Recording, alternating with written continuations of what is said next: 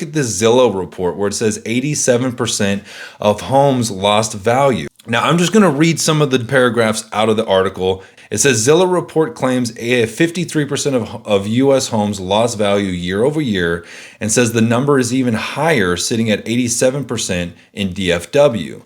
Now, if you scroll down to the very bottom of this article, you can see that it said, like, it contradicts itself, like arguments over. Just look at the bottom of the article. It says in Dallas, 3.9% of homes were valued lower than their previous sales price.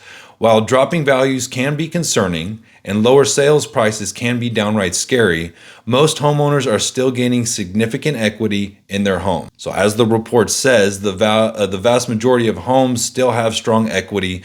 So let's take a look at Tarrant County. But first, let's talk about this whole Zestimate thing.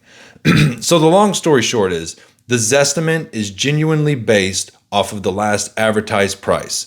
So when you have these people that price their home really high, and I call it like a bell curve approach, because for years you could price a home over price and the bell curve of value would sooner or later bring that home's value into that overpriced price, and then the home would sell, if that makes sense what I'm trying to say here. It's not that the market's crashing, it's not that values are going down, and it's not that a lot of sellers' homes are actually worth more than they were at the peak of 2022. It really depends on schools and locations and things of that nature.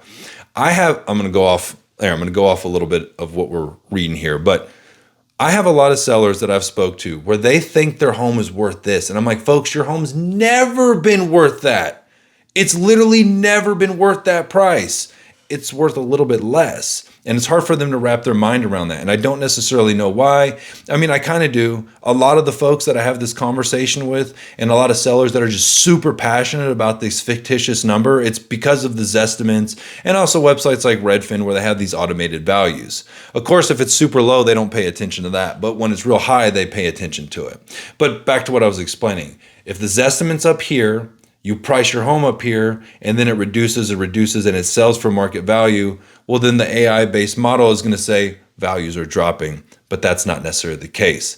Now, I went in and I looked at Tarrant County, and I didn't look at just the trends. I went in and actually did a search, because the trends are cool, but sometimes you can't look super specific. And I wanted to see for your average homeowner, like a 3 to 5 bedroom, 2 to 3 car garage, 2 to 4 bathrooms, like your normal homes.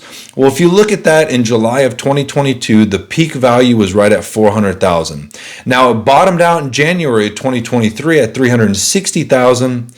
And as of October 2025, we're sitting at about $375,000. So you can see that drop, and you can see we're slowly climbing back up.